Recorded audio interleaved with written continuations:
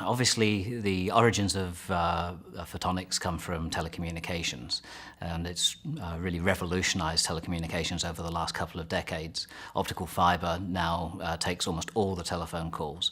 If you call Europe, you don't get that half-second delay that you used to get 20 years ago because the satellites have been replaced by fiber. And over the time since then, optical fiber and photonics have been getting deeper and deeper into the network and closer to the home.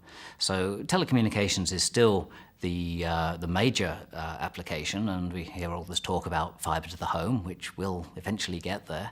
But the other thing to note is that really the telecommunications applications have matured a lot, and we've got some major companies around Sydney and across Australia who are engaged in this industry. But I think some of the really exciting opportunities are appearing in other industry areas as telecommunications photonics has matured. The components and the technology that we've been using there have been having an impact in biomedical applications, in defense, in sensing for the power industry and for construction, roads, bridges, those sorts of areas. But every now and again, there isn't a big company that's interested in what we're doing, so we've spun off companies, and this has created opportunities for our graduates to become entrepreneurs. And of course, working with the big industry has created opportunities for them to have jobs in the research departments and in managing their R&D and production. So working with industry has been important for us, obviously, in getting funding for research, but it's also been important in providing a direction for that research. So we're doing things which are of national and indeed of local benefit.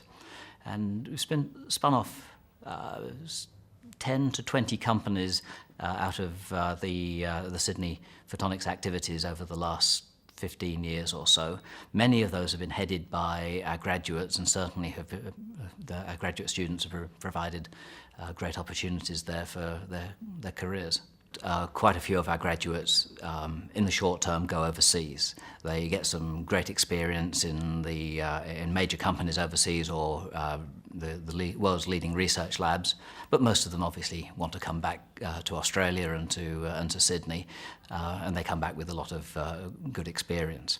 The ones that stay and the ones that come back, there's a number of opportunities for them. There's opportunities in the bigger established companies, but there's also been, because this is a high technology area, and what you find is that high technology is often characterized by people with good ideas or start up a company, they'll grow it to a sort of a medium size, and then they'll sell it on to a bigger company. So there's been a lot of opportunities for our recent graduates or those who've returned recently from overseas to get in at the ground floor of one of these companies, build it up over a period of 3, maybe 7 years, and then sell that on to another company. And we've now got experience where there are some of our ex-staff and graduates who are now in their 3rd round of starting up a company and growing it. So that's been probably one of the most exciting areas that some of our ex-staff and ex-students who have gone into. You want those people who are gifted academics, theoreticians, but you also want them working with people who have a more applied understanding of where the technology is going. And you want them working with those people who are going to be educating the next generation of our researchers and captains of industry.